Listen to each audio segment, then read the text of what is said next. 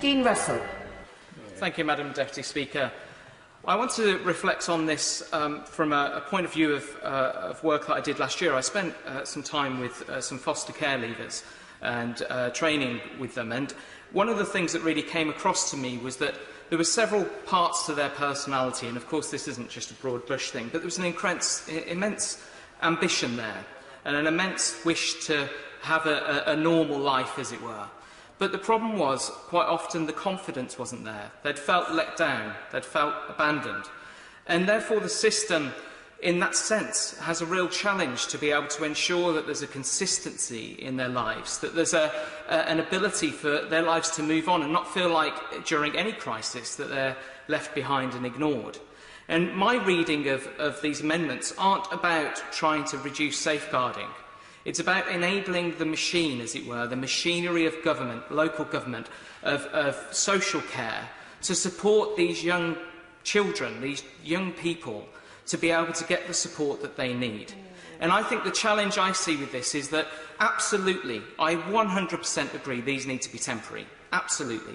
I absolutely need to be able to hear the safeguarding measures are there, and that we'll hear updates, as other people around as other members have mentioned around the chamber, around making sure that this is being monitored. But what I do fear is that if we don't put these sorts of measures in place, then the problem is the mechanics, the reality of the day-to-day lives where people can't go to their jobs and do the social care work, where there aren't the opportunities in offices to make sure things are being moved forward. These children and young people will once again feel that they've been left to the back, they've been ignored and they've been forgotten. And one of the biggest challenges in anyone's lives to overcome is the unknown. And COVID has been an unknown situation for all of us.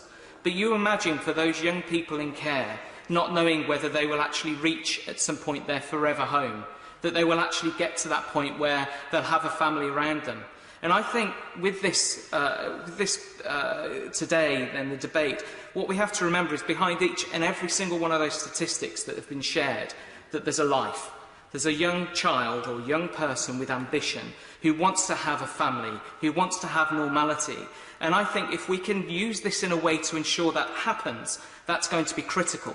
And of course, we need to make sure safeguarding and all of those things are absolutely paramount. But by making it so that we make the machine continue to work in their favour and support them is absolutely critical. Oh, please, yes, I'll give way. Talks about the machinery, and indeed the Children's Commissioner has said her concern is the starting point for these regulations is that it's about easing pressures on services rather than thinking about what is right for the child in front of those services. These are the most vulnerable children, even more vulnerable at a time like this. Doesn't he think we've got the balance wrong here by focusing more on the machine than on the child? It's an excellent point, and I appreciate you making that as an intervention.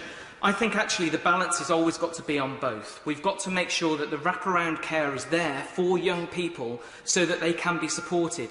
The machine isn't necessarily an anonymous, amorphous blob of mechanics. It's actually people, it's social carers who are doing that work on the ground, who should already be trusted in their roles.